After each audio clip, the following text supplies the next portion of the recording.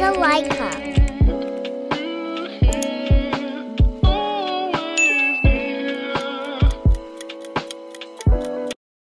So hi guys, it's me again, your Tita Laika. Welcome back to my channel. And for today, ang pag-uusapan natin is regarding on fireworks or tinatawag natin GYC. Ano nga ba to? Isa to sa way para makakuha tayo ng free coins here in Popo Live. So dito, ang kailangan po natin ay malakas na internet connection at dapat tayo ay swerte. So yung iba, lagi nalang ini-insist na sila ay naka-VIP at mataas ang level nila.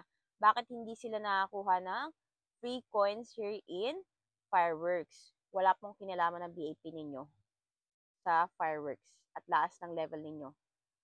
As you can see, sa VIP privileges ninyo, walang nakalagay na fireworks doon. Kayo lang naman po yung nag-i-insist niyan. Okay? For you to have chances is yun nga po yung sinabi ko, strong internet connection and your luck. So, noong nakaraan, we have changes on GYC. So, nagkaroon siya ng changes which is sinabi dun sa help or yung mga ibang nag-message dun sa help that it has restrictions.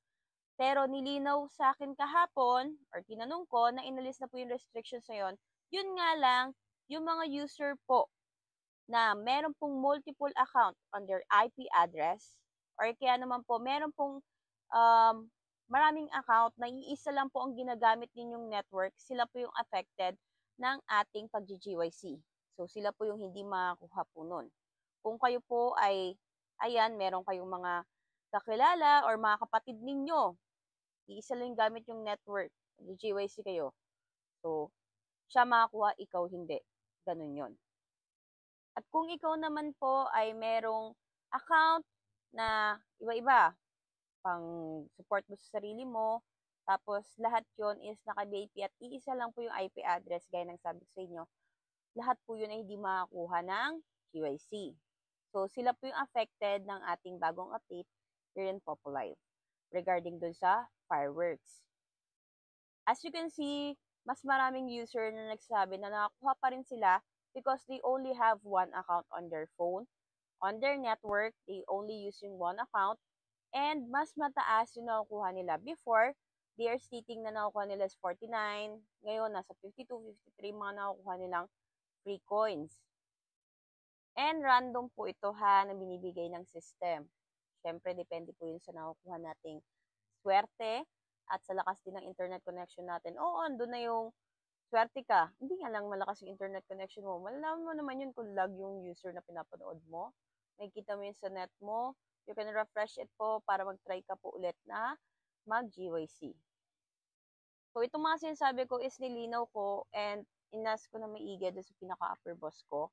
And regarding this, some of you was not affected naman din po. So, yung mga apektado naman po nito, so, dapat mapanood nyo tong video na to. At you can also visit me on my live. I can explain it to you naman din po. So, every day, my live house is every 9 p.m. Philippine time. My user ID is 79170. You can also follow me. Then, by the way, I will have a Christmas giveaway to my viewers and followers. You can also visit my pinned post on my Facebook page. Just search Tita Laika para makita nyo kung ano yung instructions. Ang kailangan ko lang namang instructions is, syempre, yung mga nakafollow sa akin and nakafollow dun sa Facebook page ko. Tapos, screenshot nyo na nanonood kayo ng live ko. Tapos, i-collage nyo yun. I-comment nyo dun sa may post ko mismo. And then, those user po na magko-comment po doon, sila yung isasama ko sa Drawlats. So, ang pwedeng makuha doon is t-shirt, mug, cup, or kaya naman coins. So, for those user naman na makakuha ng items, you don't have to worry kasi sagot ko na rin po pati yung SF nun. So, that's my December giveaway for those user na laging nakasuporta sa aking live house. And alam niyo naman, doon sa live house ko, kung ano yung alam kong rules, pagkaka-explain sa akin.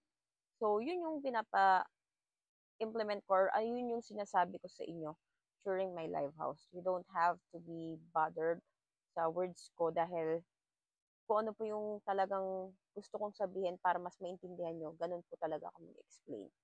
Okay? So, mga user po dyan, lagi ko rin po ako nagpapaalala sa inyo na kung ano pa po yung mga naririnig yung rules, okay, you can also ask me directly. You can message me on the applications or on my WhatsApp para na sa ganon, masagot ko po. Kasi marami din po nagpapakalat ng fake news. It's up to you naman kung maniniwala ka sa kanila or sa akin. So, yun lang naman po. Thank you for watching. Thanks for watching. Share. Don't forget to like, comment, and subscribe. See you next vlog.